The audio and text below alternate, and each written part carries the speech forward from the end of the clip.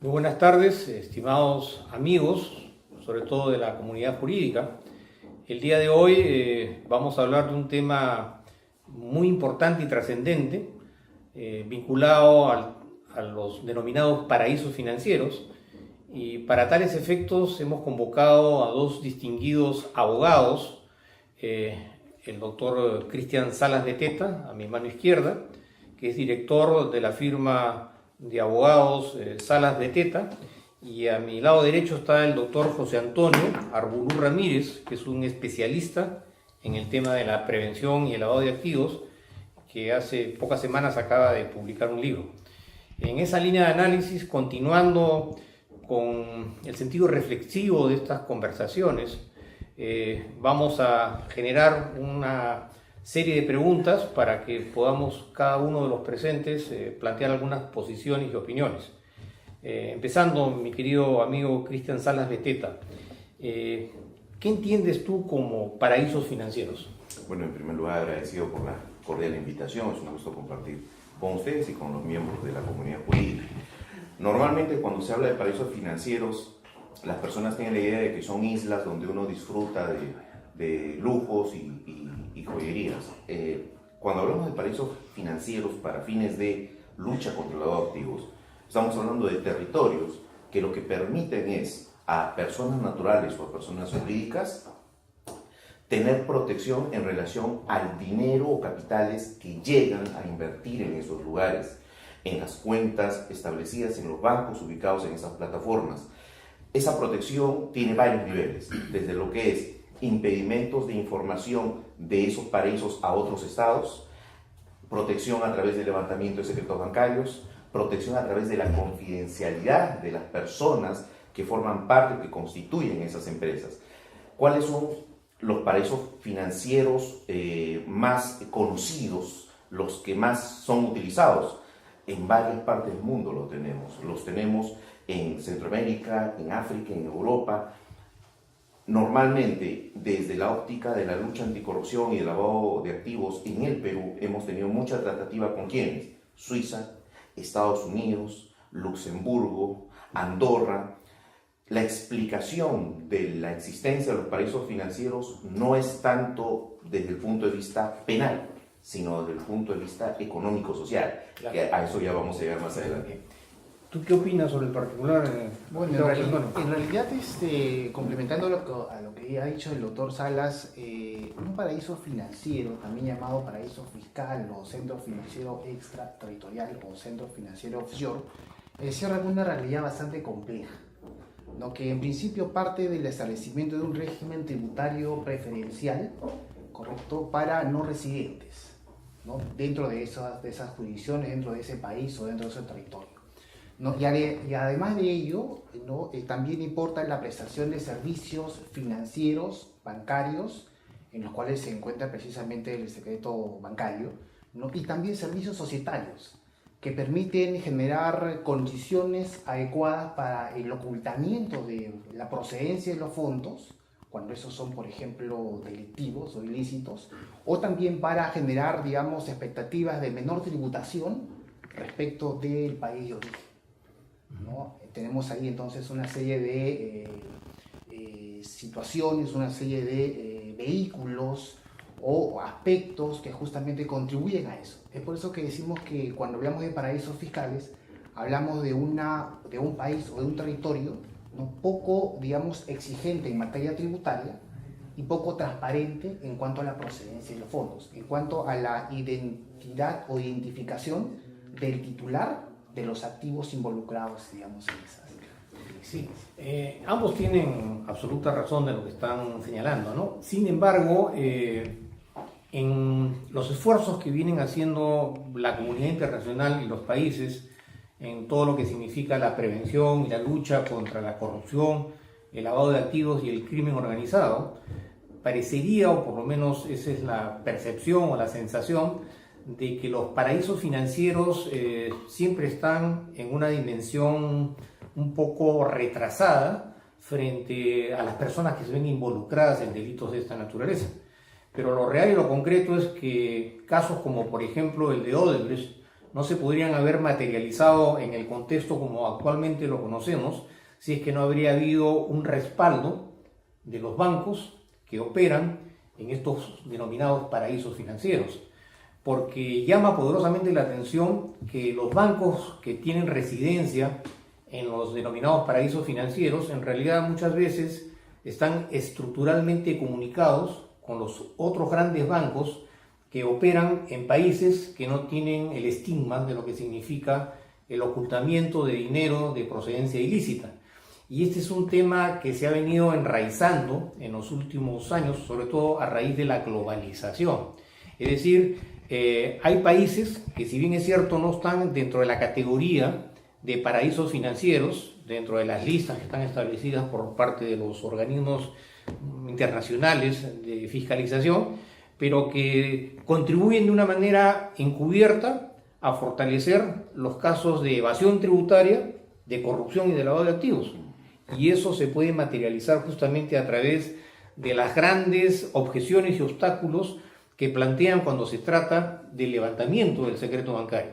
Porque claro, públicamente se ha conocido de que hay una voluntad política por parte de estos países de colaborar en la lucha contra la corrupción y el lavado de activos, pero esos son casos, digamos, insignificantes en comparación a la magnitud de lo que significa, por ejemplo, el tema de la evasión tributaria. Es decir, en pocas palabras, si no existieran los paraísos financieros, el dinero de la corrupción no podría tener un ámbito en el cual se pudiera esconder. En otras palabras, para resumir un poco la idea, es que los bancos son directamente responsables a través de todas estas triquiñuelas administrativas y jurídicas y legales. ¿Por qué? Porque al final de cuentas, más allá si el dinero proviene o no proviene de la evasión tributaria, de la corrupción o del lavado de activos, de dinero. Y este dinero es canalizado a través de los paraísos financieros. Entonces, un poco como que los paraísos financieros pasan desapercibidos en términos de responsabilidad penal, porque tan responsables son como aquellos que entregan dinero, como aquellos que reciben el dinero, pero también por parte de aquellos que están escondiendo el dinero. Sin embargo, el ámbito de la responsabilidad penal tiene una serie de limitaciones. ¿Cuál es tu opinión sobre particular? Efectivamente.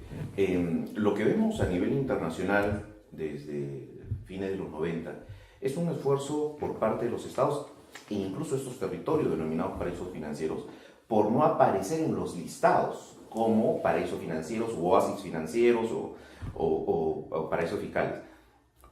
Pero lamentablemente el hecho de que uno de esos territorios salga de ese listado en muchas ocasiones es apenas un maquillaje. O sea, no es efectivamente que dejó de ser un centro que es utilizado por organizaciones ilícitas para evadir impuestos o para lavar activos, no, sino que simplemente al cumplir ciertos estándares establecidos en ciertos acuerdos o tratados, salen de esa lista negra, pero en realidad siguen funcionando como paraísos financieros. Algo importante que hay que precisar, estamos, ojo, bajo el supuesto de uso de plataformas en paraísos financieros, bajo la hipótesis de que estamos ante capitales ilícitos. Estamos partiendo de eso. ¿Por qué? Porque también es posible utilizar los paraísos financieros para fines lícitos, perfectamente legales. Crear una empresa offshore, crearle una cuenta a una empresa offshore en uno de estos paraísos es perfectamente legal. Y hay objetivos y hay fines perfectamente legales orientados a ello, como puede ser el tema de la seguridad patrimonial. En tanto se declare eso en el país de origen, no hay ningún problema con el fisco ni con ningún tipo de evasión tributaria, y siempre y cuando obviamente el dinero sea lícito y legal. Estamos nosotros comentando ahora el contexto en el que esos capitales son ilícitos, en donde el objetivo es evadir impuestos o simplemente no dejar rastro de la inversión de esos capitales en estos paraísos financieros. A lo que decía el doctor Luis Lamas, efectivamente, las responsabilidades de estos paraísos financieros escapan a los actos puntuales de los sujetos, justamente por eso. Son plataformas amparadas en cierta legislación que tienen su origen en temas ya vinculados a la época de expansión colonial de las grandes potencias europeas, estadounidenses y demás. Y es por ello que nosotros vamos a ubicar siempre una vinculación de estos paraísos financieros con esas grandes potencias. Entonces, A eso me refería yo al inicio cuando vemos que el tema de los paraísos financieros no es un tema penal, sino es un tema ya de índole socioeconómico, de expansión geopolítica de hace mucho tiempo atrás. Entonces, determinar responsabilidad penal en estos paraísos financieros, imposible en un caso concreto, porque lo que se busca justamente sancionar en un caso puntual, por ejemplo, de lavado de activos, es que una persona, valiéndose de testaferros o de otras personas jurídicas, usa esas plataformas en estos paraísos financieros para lavar sus activos y buscar un provecho de las actividades criminales que ha venido haciendo. Entonces, creo que el sentido de la lucha contra el lavado de activos va por ahí. Lamentablemente, y coincidiendo con el doctor Luis Lamas, en tanto existan paraísos financieros, habrá un espacio de inmunidad e impunidad para que estos delincuentes puedan asegurarse el disfrute, el uso de ese dinero mal habido en actividades criminales. Claro. ¿Tú qué opinas sobre el particular, Sí, Antonio? concomitantemente a ello, ¿no? Hay dos, digamos, aspectos que podrían, y de hecho lo están relacionados justamente con la utilización de servicios bancarios, sobre todo, que nacen en bancos constituidos en paraísos fiscales. Uno de ellos, por ejemplo, es la banca corresponsal, ¿no? ¿En qué medida, ¿no?, el banco constituido, por ejemplo, en un paraíso fiscal, ¿no es cierto?, tiene acceso a mercados donde no opera físicamente, pero lo hace a través de la banca corresponsal? Entonces ahí tienes ya un deber de diligencia mucho más exhaustivo, tanto en el contrato de corresponsalía bancaria, ¿correcto?, como en la misma, como en la misma aplicación de las medidas de deber de diligencia del cliente y del beneficiario final, ¿no?, que es un instituto muy importante que últimamente se ha prácticamente expandido en toda la normativa preventiva. Y lo otro es, por ejemplo, la actuación de los bufetes de abogados, aunque me jalen las orejas de la comunidad jurídica. ¿Se recuerdan ustedes el caso, por ejemplo, del bufete panameño Mossack y Fonseca, ¿no?, que actualmente no ha resistido justamente el impacto reputacional que ha significado toda esa revelación de información, en la cual se estableció de que este bufete de abogados panameño, ¿no?, establecía o constituía, por ejemplo, personas jurídicas offshore en esos paraísos fiscales, hablamos de varios, ¿no?, a personas que normalmente tenían dudosa reputación y que muchas veces no hacían las debidas preguntas que manda la norma administrativa, ¿no? Entonces tenemos esos aspectos generan justamente la expansión o la internacionalización, si se quiere así, ¿no?, de esas operaciones, ¿no?, de esos capitales que al final necesitan retornar, ¿no?, al mercado económico global, ¿no? Claro. Pero también, como tú señalabas, Cristian, es cierto que un parámetro para poder delimitar y establecer diferencias entre lo ilícito y lo permitido es el ámbito normativo. Pero las leyes son creadas por los hombres y muchas veces las normas son profesamente diseñadas justamente para darle apariencia de legitimidad a estas operaciones o actuaciones, y de esa forma, digamos, tratar de sublimar hechos que, dependiendo de quién los comete y en qué momento se suscitan, pueden tener diferentes calificativos. En el Perú, el año pasado se promulgó un decreto legislativo que permitía justamente la repatriación de capitales de paraísos financieros, lo cual pone en evidencia que muchas veces, a través de la normatividad y creándose expectativas sobre la importancia que tiene del ingreso a nuestra economía de capitales foráneos, se abre una puerta o se suspende una compuerta para que pueda ingresar dinero que es dificultosamente diferenciable para saber si es un dinero limpio o es un dinero sucio. ¿Tú qué piensas sobre el rol que tiene el sentido normativo y cómo muchas veces a través de la legislación, el abuso de poder, sus vinculaciones con el poder político, en última instancia, estamos frente a actividades que podrían ser absolutamente calificadas como lavado de dinero, producto de la corrupción, pero que sin embargo están encubiertas en estos denominados paraísos financieros? Sí, efectivamente. No es nuevo para nuestro país que desde los diversos gobiernos que hemos tenido se hayan dictado leyes, normativa en diversos niveles, orientadas a apañar o a generar ámbitos de impunidad o permisión acerca de actos delictivos. El caso Odebrecht es un caso clarísimo de eso, en el que, por ejemplo, según la tesis fiscal, lo que se habría hecho es establecer toda una normativa excepcional, diferenciada a la normativa estándar para procesos de contratación con el Estado. De modo que tenías exoneraciones, procesos abreviados, modalidades de contratación que te evitaban supervisión por parte de Contraloría y demás, que te generaban pues un espacio en el que podías tú manejar los procedimientos de contratación del Estado a tu antojo de los interesados. Entonces, en el caso del lavado de activos también se da eso, y no solo en el Perú, sino en diversos países. Incluso recordemos que en esos esfuerzos por salir de estos listados negros, algunos países calificados como paraísos fiscales han tenido la adopción de normas antilavado. Panamá tiene una legislación antilavado, ¿no? Pero claro, es una legislación endeble, flexible, pero que en la práctica aparece como un acto de lucha contra el lavado de activos, lo que en realidad no lo es. No obstante, ello sirve ¿para qué? Para salir de cierto listado o ranking de paraísos fiscales. Esto es peligrosísimo, sí, porque nos damos cuenta de algo, que las organizaciones criminales, que el crimen, se valen del propio sistema para desenvolverse, que es un nivel ya de actuación delictiva mucho más avanzado y complejo. Es decir, ya no cometo mis actos delictivos al margen de la ley, uso la ley para apañar y enmarcar mi actividad criminal, para luego cuando afronte un proceso diga, esta es la ley que me amparó, actué bajo este reglamento y demás. Peligrosísimo en un Estado democrático. O sea, las bases de un Estado democrático justamente es la confianza en las autoridades y en la estructura estatal, que es política y jurídica. Este tipo de actos de corrupción, lavado de activos, organizaciones criminales, atentan directamente contra la base de un Estado democrático, y ese rol no solo de los órganos persecutores de administración de justicia, sino de la sociedad y sobre todo de los abogados, también participar en esa lucha. ¿Por qué? Porque si nosotros nos prestamos a amañar o a tratar de defender ciertas situaciones que finalmente van a dañar a la sociedad, nosotros somos parte de esa sociedad. Y nuestro rol ético, moral como abogados está orientado justamente a través de métodos como esto, explicar cuál es la dimensión correcta de una lucha antilavado en ese sentido.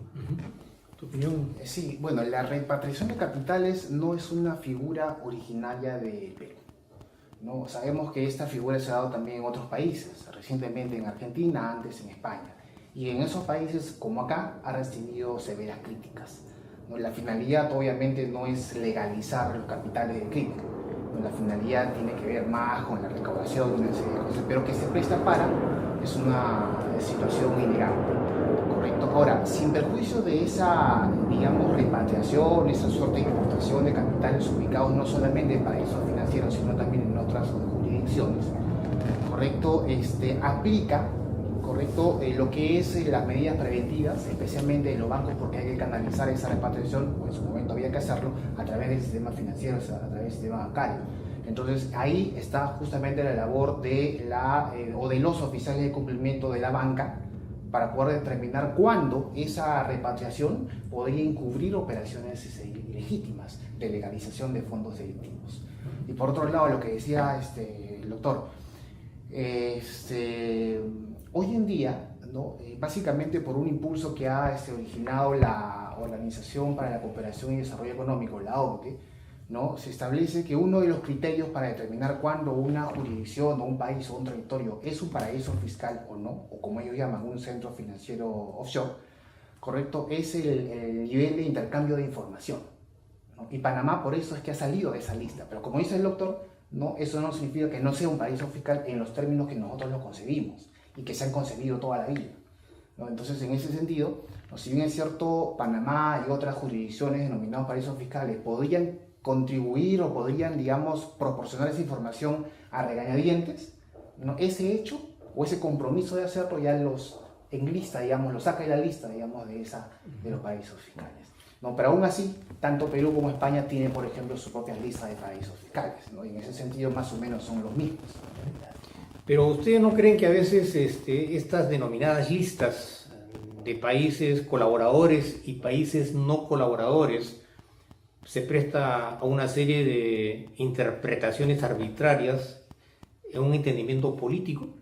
¿Por qué? Porque parecería que no todos los países son medidos con la misma vara en cuanto a que si están colaborando o no colaborando en la lucha, por ejemplo, contra el tema del lavado de activos.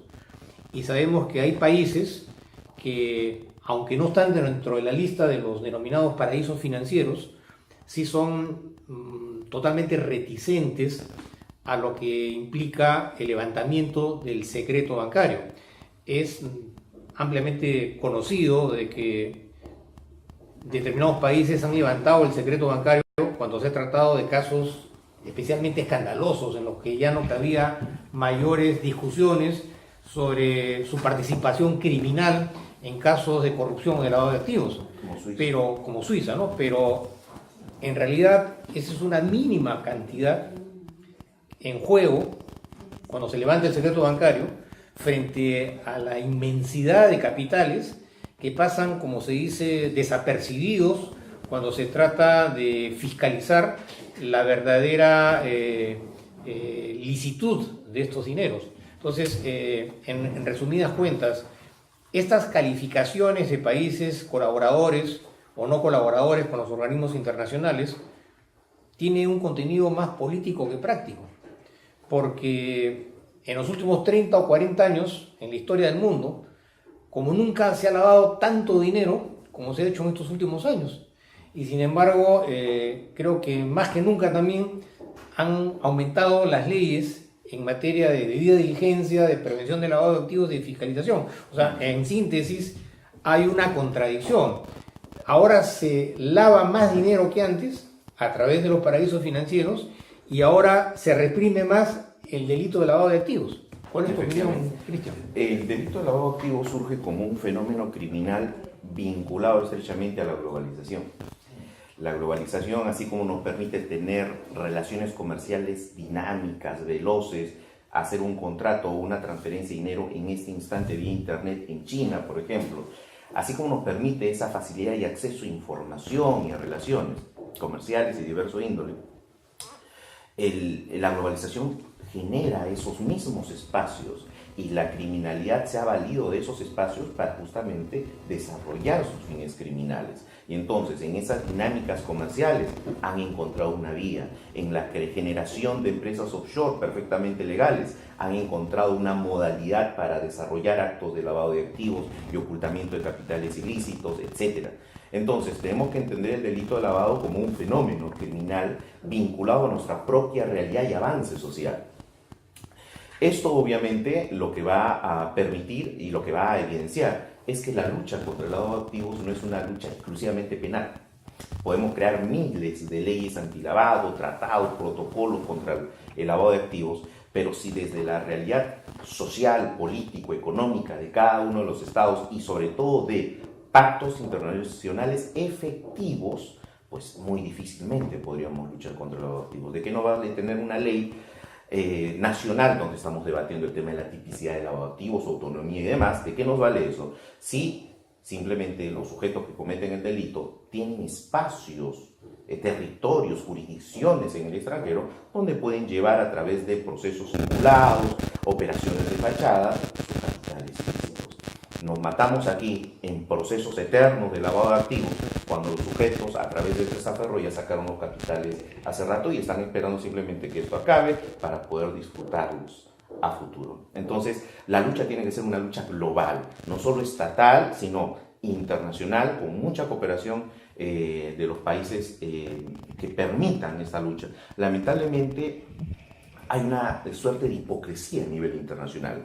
Hay países que aportan mucho financiamiento, mucha cooperación en materia de lucha anticorrupción o antilavado, pero que a su vez sirven de plataformas para casos de lavado de activos. Son plataformas para bancos que tienen su sede principal en paraísos financieros. Los grandes bancos renombrados y prestigiosos en el mundo tienen plataformas en paraísos financieros. Entonces, el caso puntual, para aterrizar con lo que estoy diciendo, Odebrecht, gran parte de la información que ha proporcionado es gracias a un acuerdo con la justicia estadounidense. ¿Por qué se hizo ese acuerdo con la justicia estadounidense? Porque se detectó que en Estados Unidos se había utilizado una plataforma en Estados Unidos para justamente lavar sus activos. Entonces, Esto evidencia que Estados Unidos, pese a no estar catalogado como un paraíso fiscal, pues también hace las veces en determinadas plataformas con las que cuenta. Entonces, nosotros tendríamos a nivel ya, estamos hablando de otros niveles, a nivel de estados, tener esta suerte de sinceramiento en una verdadera voluntad de lucha contra el lavado de activos. No la hay. ¿Por qué? Los intereses económicos son altamente poderosos.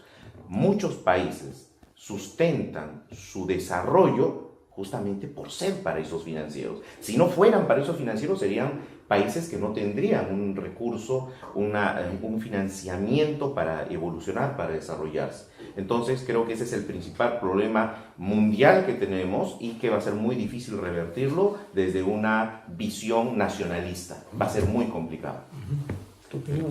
Claro, en principio pienso que había que distinguir, ¿no?, entre aquellos países, aquellas jurisdicciones no cooperantes con el GAFI, ¿correcto?, que en principio no son paraísos financieros o paraísos fiscales, y aquellos que lo son en términos de listas elaboradas por organismos o por países determinados, ¿correcto? En primer lugar. En segundo lugar, sí, pues existe una suerte de enfoque ético, ¿no?, en la legitimación de capitales sucios. Al final el dinero no es ni bueno ni malo, no es ni limpio ni eso, es dinero, ¿no? Y es justamente esa concepción ética la que le da ese significado. Ahora, por otro lado, lo que dice el doctor Cristian es verdad, ¿no?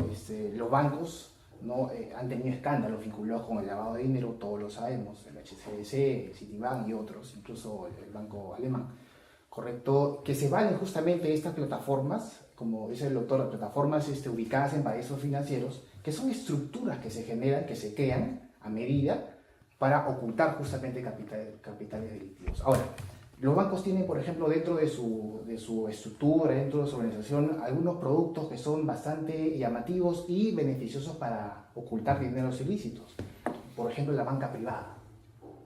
La banca privada que te permite, o que permite al cliente a través de su gestor, ¿no?, especial que le asignan, ¿correcto?, la creación de, digamos, ingeniería financiera, de formas de inversión, de métodos de inversión, de colocación de capitales con fines de ocultamiento, ¿correcto? Entonces eso genera, ¿no?, obviamente pues lo hacen gente especializada, profesionales especializados, incluso los que trabajan en los centros offshore no son cualquier persona, son gentes muy especializadas que han trabajado años en la banca y que conocen esos productos, que saben dónde, cómo y cuándo crear para ocultar justamente los fondos delictivos.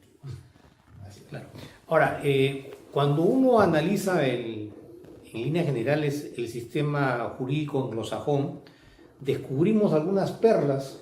Digo perlas porque para la concepción clásica que tenemos acá, por ejemplo, frente a la figura del testaferro, que es una modalidad vinculada a actividades de carácter criminal a través de la cual una persona que no quiere aparecer en los documentos como el propietario del dinero utiliza una tercera persona.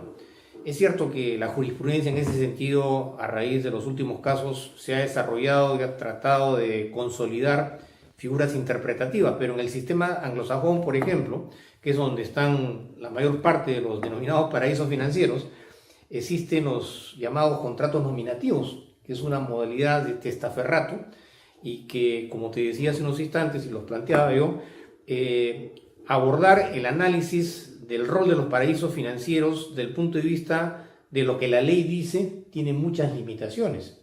Y estos contratos nominativos en el fondo son modalidades de testaferro que, si bien es cierto, por un lado busca aislar al deudor frente a sus acreedores, pero en última instancia es una modalidad de testaferrato que se utiliza con mucha frecuencia para encubrir actos de corrupción y de legitimación de capitales.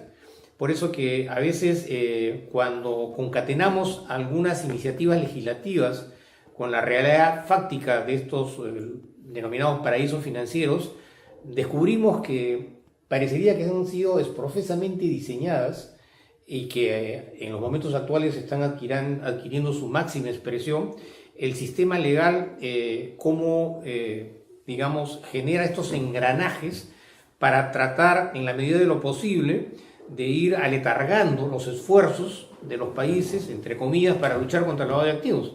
pero en la práctica, mientras que se firman los tratados, los acuerdos bilaterales, intervienen los organismos internacionales, hay las declaraciones, se comprometen los países, pueden pasar 10 o 15 años, mientras que la dinámica que utiliza los sistemas electrónicos en los paraísos financieros es de tal magnitud y de tal rapidez que no hay punto de comparación con el letargo que existe para que los países, entre comillas, se pongan de acuerdo, y cómo la banca a través de los paraísos financieros actúa con una metodología y una sistematización que no tiene punto de comparación. O sea, en otras palabras, ¿no?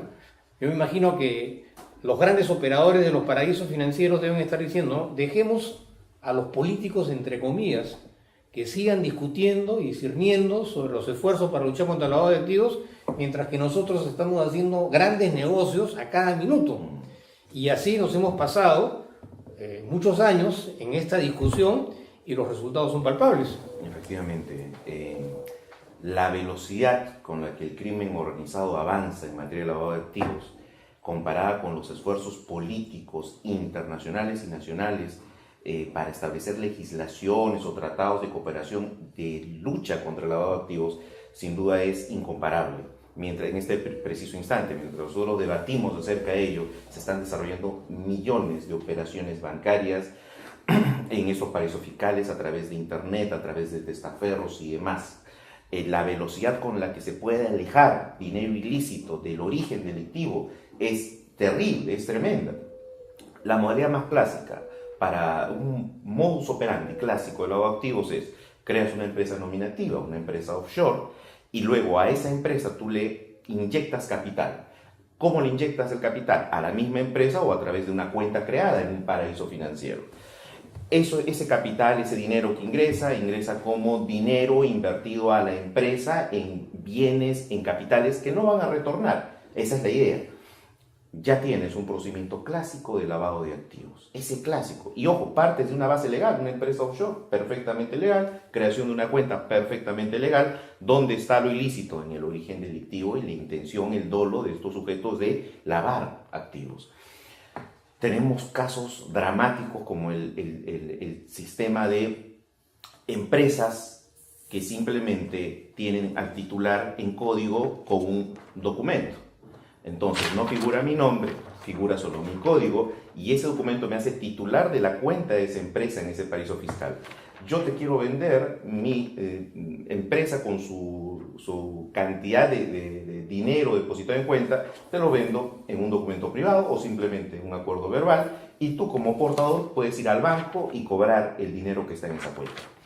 Eso lo puedes transferir infinitamente. ¿Y cómo vinculas en contexto de investigación ese dinero ilícito depositado en esa cuenta en un inicio con el original? Imposible. Entonces, la velocidad del crimen organizado en materia de lucha, en materia de lavado de activos, sin duda es terrible. Los esfuerzos de los estados son muy limitados, más aún si nosotros tenemos en cuenta que en muchos de estos estados ya hay copamiento de organizaciones criminales. Una organización criminal no solo se caracteriza por cometer delitos, sino por siempre tener tentáculos con el poder, con los gobiernos. El caso Odebrecht es un caso clarísimo de eso.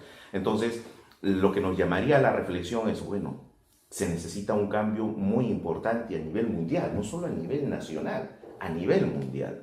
La lucha es muy complicada, sí, pero en esa lucha siempre tengamos en cuenta, hay que respetar derechos fundamentales. Las luchas no pueden ser arbitrarias de parte de los propios organismos estatales y no se puede utilizar como justificación de ciertos atropellos en esas investigaciones o procesamientos. No, la realidad es así y yo tengo que hacerlo de esa manera. No, hay parámetros. Lamentablemente, la lucha contra el crimen en realidad no implica una búsqueda de verdad a toda costa. Siempre hay respetos y eso es lo que nos convierte en estados democráticos, con deficiencia y todo, pero son los estados, los sistemas democráticos los que más garantía de derechos nos dan a los ciudadanos.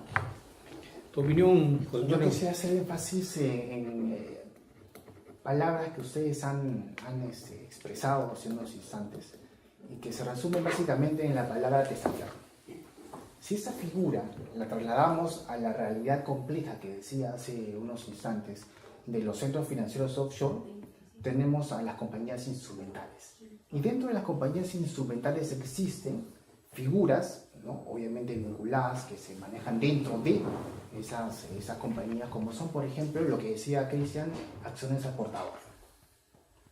¿Qué más tenemos ahí? Tenemos accionistas nominales o testaferros. Tenemos directores nominales o testaferros. Tenemos vehículos corporativos, ¿correcto? Tenemos intermediarios. Es decir, tenemos un conjunto de aspectos, un conjunto de figuras que van a contribuir precisamente a lo que quieren esos grupos criminales. ¿Qué cosa es? El ocultamiento, el anonimato, el sigilo. ¿Correcto? Entonces, frente a esa realidad, que repito, denominé compleja, es que nos enfrentamos, o se enfrentan los países en el marco de las investigaciones penales. Ahora, si no es el gobierno de esas jurisdicciones quien se predispone a colaborar con las investigaciones, es muy difícil, ¿no? ¿Por qué? Porque el accionista nominal es un agente comercial residente, ¿no? Porque el sistema de directores nominales hace que el poder de facto en ese sistema sea el titular real de la compañía, que no aparece en ningún lado. Para que ese sistema funcione, por ejemplo, uno tiene que firmar 3 formularios. El director nominal o testaferro respecto del titular real de la compañía. Por ejemplo, ¿cuál es? Uno, en la cual el director nominal declara, ¿no?, que el verdadero dueño de esa compañía es el titular real de esa compañía. Segundo formulario, en la cual este titular real cede poderes de representación general a ese director nominal. Y tercer formulario, en la cual este director nominal renuncia por anticipado, sin fecha, ¿no?, al cargo. Entonces, al final tenemos que el poder de facto de esta compañía la tiene siempre, y siempre lo ha tenido, el titular real de esa compañía. Claro. Pero ¿cómo vincular precisamente en el marco de investigación, no, lo que decía Cristian, esa titularidad de acciones, de capital, de la cuenta bancaria, ¿no?, con el titular real? Es muy complicado. Ahora, si a esto sumamos, ¿no?, el secreto bancario o las cuentas que se permiten abrir en esas jurisdicciones, como puede ser, por ejemplo, cuentas numeradas, cuentas anónimas, encriptadas, donde aparece un seudónimo o aparece un nombre falso, ¿no?, la vinculación se pierde, ¿no? Repito, si no hay colaboración de las autoridades, si no hay predisposición por colaborar en esas investigaciones, ¿no?, estamos en la hora. Normalmente estas jurisdicciones offshore colaboran, como decíamos hace un momento, cuando ya la investigación es grave y ya ha alcanzado cierto nivel, digamos, de es una colaboración política. Y ya prácticamente forzada. Así es. ¿No? Porque si no colaboras en el marco de esta investigación que ya todo el mundo conoce, ¿no es cierto? Entonces ya... O sea, son casos ya terminales, casos, claro, rematados. Cuando lo correcto debe ser lo contrario. O sea, si tú ves, ¿no es cierto?, antes que salga la noticia, ¿no es cierto?, que los fondos presumiblemente podrían estar vinculados con el lavado, con el crimen organizado, etc., ¿no?, ahí deberías colaborar con el país local, ¿no?, dándole información, alertándole de tal o cual situación. Eso debería ser, digamos, lo ideal, lo idóneo, ¿no? Pero sin embargo vemos que es lo contrario. Cuando ya no es posible tapar, recién ahí se revela. Claro. O sea, en otras palabras, la utilización de todo el marco legal para darle apariencia de legitimidad a operaciones encubiertas en las cuales se está escondiendo fondos de procedencia desconocida. Tú antes mencionaste, Cristian, el término político, ¿no? ¿En qué sentido la política peruana de los últimos años se puede haber visto contaminada con dinero de procedencia ilícita que en una gran mayoría de casos posiblemente han sido canalizados a través de los paraísos financieros? En la línea de lo que acaba de mencionar José Antonio, partimos y entenderíamos que los bancos deberían colaborar, en el caso específico de los paraísos financieros, haciendo la mayor cantidad de esfuerzos posibles para impedir que la utilización de estos servicios sean usados con fines espurios, en contrario de la ley.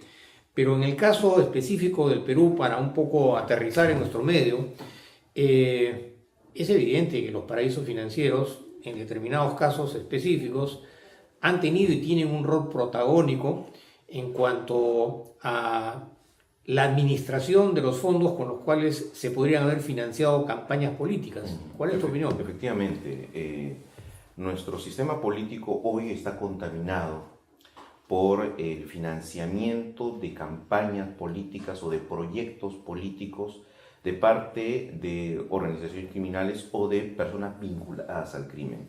No es coincidencia, no es por gusto que los principales agrupaciones políticas hoy sean materia justamente de investigación por supuestos financiamientos provenientes de dinero producto de lavado de activos propiamente dicho o de corrupción. El caso Odebrecht y su vinculación con diversos partidos políticos es muestra clara de ello. La razón de ser, primero vamos a partir por allí, es que la organización criminal, el conjunto de delincuentes que desarrollan crímenes a alta escala y refinados, complejos como son los de corrupción y lavado de activos, lo que apuntan es a tener siempre tentáculos en el poder para poder desenvolverse en determinado contexto de tiempo en sus actividades criminales. Teniendo a los gobernantes de turno como aliados, tienes un amparo, no solo político, un amparo legal, judicial. Entonces, a eso apunta la organización criminal. Y en algunos casos, como el caso puntual de Odebrecht, la tesis fiscal es: se habría financiado campañas políticas a modo de condicionar a los hoy candidatos para cuando sean poder, los beneficien con proyectos millonarios a favor de estos empresarios. Entonces, esto es muestra clara del porqué del financiamiento de campañas políticas, de políticos, por parte del crimen organizado. El asunto es el siguiente. Ahora, ese contexto es un contexto permisible, permitido por nuestra propia legislación, sí. El hecho de que, por ejemplo, en materia de campañas electorales no se exija una total transparencia del financiamiento, de la rendición de cuentas, del dinero que ingresa a una agrupación política, es un ámbito, uno de los principales ámbitos que genera estas situaciones. Nosotros lo que vemos es, apenas se hace una auditoría sobre lo que se declara, que es muy poco realmente, ante el órgano electoral, se detectan serias irregularidades. Eso que es un porcentaje mínimo el que se declara. Sobre ese porcentaje mínimo declarado ya se encuentran irregularidades como ¿cuáles? Aportantes fantasmas. Se encuentran creación de falsificación de firmas. Entonces, nosotros vemos ahí cómo es que a través de actos simulados incluso se tiene que tratar de justificar ese mínimo porcentaje. ¿Y el resto? Imaginemos qué pasa con el resto. El hecho de que se justifique que en una reunión social de 200 personas se pudo conseguir $5 millones. O sea, eso es ilógico. No obstante, se tiene que forzar eso para simular y justificar el mínimo porcentaje que hoy nuestra legislación exige. Imaginemos que nuestra legislación le exige a cada partido político el total de su financiamiento. Sería una lucha adecuada. Permitiría por lo menos el hallazgo de un dato sospechoso que permite investigaciones al respecto. Hoy eso no lo tenemos. Es un gran problema y que lamentablemente el hecho de que capitales ilícitos, crimen organizado, contamine nuestra política va a afectar, como ya lo está haciendo, nuestra estabilidad como Estado democrático de derecho. Hemos tenido un presidente obligado a renunciar por sus propias acciones por justamente situaciones vinculadas a esto. Claro. ¿Tu opinión, José Antonio? Bueno, en principio, cuando una organización política, en general, cualquiera que esa sea, recurre al, digamos, soporte o al paso, ¿no? Por paraísos financieros, por fundaciones, por personas jurídicas, por sociedades instrumentales fuera del país, es porque estamos hablando de un financiamiento de grandes cantidades que previamente se han amasado en algún lado y que tratan de canalizarse a través de esas sociedades instrumentales hacia la política nacional. Y claro, eso indudablemente pues supedita, ¿no? Una vez que ese partido sea gobierno, con una serie de situaciones, ¿no? Contrataciones, prebendas, facilidades o mayores facilidades, y una serie de situaciones que yo no quiero opinar básicamente por ser de índole política. No, pero en general pues eso, sin lugar a dudas, no hace bien al país. Claro. Sí, mira, resumiendo un poco lo que han manifestado ustedes dos en los últimos minutos, el caso más reciente, y es un caso emblemático, es el caso de Odebrecht, en la cual los bancos y los paraísos financieros han tenido un rol protagónico. Tan cierto es que la Oficina de Operaciones Estructuradas era el medio legal financiero a través del cual no solamente se viabilizaban las coimas, sino que se le aseguraba al funcionario coimeado de que su dinero iba a estar en buen recaudo en un paraíso financiero y que además tenía la absoluta seguridad de que nadie, absolutamente nadie, iba a saber o conocer que tenía dinero en un paraíso financiero. ¿Y a dónde va mi pregunta? Al hecho de que si no hubiera sido por la ley de colaboración eficaz, muchos de los casos en los cuales aparecen los bancos y los paraísos financieros no se habría conocido. O sea, en otras palabras, los bancos a través de los paraísos financieros son poco colaboradores. Y si en realidad ellos han levantado el secreto bancario, ha sido porque a través de la delación ha habido personas que para beneficiarse han develado y delatado a otros. Y a los bancos en los paraísos financieros no les ha quedado otra alternativa que levantar el secreto bancario. Pero ahí se están superponiendo funciones, porque como tú acabas de manifestar, José Antonio, hay todo un contexto normativo sobre la debida diligencia. Es decir, desde el punto de vista de la prevención, los bancos están obligados a detectar estas transacciones financieras sospechosas e informar a los órganos respectivos. Sin embargo, acá se ha volteado la figura y ha tenido que ser la ley de delación, que es un mecanismo, digamos, de traición entre cómplices para salir librados en la medida de lo posible, pero que no es una fuerza moral, ética, jurídica que comprometa a los paraísos financieros y a la comunidad internacional en la lucha contra la corrupción. ¿Cuál es tu opinión? Efectivamente, ante la casi imposibilidad de descubrir titulares de empresas offshore, cuentas en paraísos fiscales, los esfuerzos internacionales crearon esta figura, este procedimiento especial, el de la colaboración eficaz, que no es otra cosa que, como correctamente dice, un procedimiento en el que se busca que uno de los delincuentes traicione al grupo y permita descubrir qué se cometió y dónde están los activos. Parte del derecho penal premial, ¿no es cierto?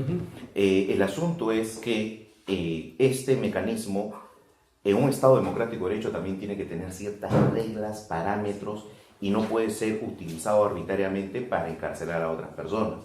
Por ello es que, correctamente, creo nuestra jurisprudencia ya va encaminado a ello, y los esfuerzos legales apuntan a ello, es que las declaraciones de los colaboradores deben ser considerados como elementos de convicción con cierto grado de certeza, en tanto tengan ciertos datos adicionales de credibilidad. Si no, estamos ante un peligro de que cualquier persona nos indique y nos metan presos. Eso es lo que tengo que decir. ¿Tu opinión, Claro, Antonio? complementando lo que dice el doctor, lo cual suscribo, ¿no? Podemos afirmar, o me atrevo yo a decir, ¿no?, que en estos casos puntuales donde han participado, ¿no?, sociedades instrumentales, bancos offshore, banca nacional también, porque por ahí ha tenido que entrar el dinero al país, ¿correcto? Me atrevo a decir yo que la prevención había fracasado, ¿no es cierto? De repente, quien me podrá desmentir esto, ¿no?, podría ser de repente la propia UIF, en la cual sí en efecto hubo, ¿no? Si fue a requerimiento de esta entidad o fue como propia iniciativa de parte de los oficiales de gobierno, ¿no? Y en ese sentido, ¿no?, había que merituar cuán idónea es la función que cumplen en marco preventivo, ¿no?, esas entidades bancarias, ¿no?, que como canal de legalización de fondos delictivos cumplen un papel preponderante. ¿Correcto? Claro. Bueno, habría muchos temas para desarrollar con una mayor amplitud. Yo creo que en alguna medida hemos tratado de resaltar ciertos aspectos que son fundamentales y por lo tanto ponemos fin a este conversatorio y quiero aprovechar la oportunidad para agradecer a la revista Penal, Actualidad Penal, y al Instituto Pacífico, porque son ellos los que nos brindan el apoyo logístico para poder desarrollar este conversatorio. Y también quiero agradecer la presencia de dos distinguidos amigos, colaboradores y juristas por las brillantes ideas que han vertido en este momento, muchas de ellas basadas en la propia experiencia profesional y en el campo de la investigación. Y de esta manera agradecemos a nuestros amigos que nos siguen en estos conversatorios y será para una próxima oportunidad. Muchísimas gracias.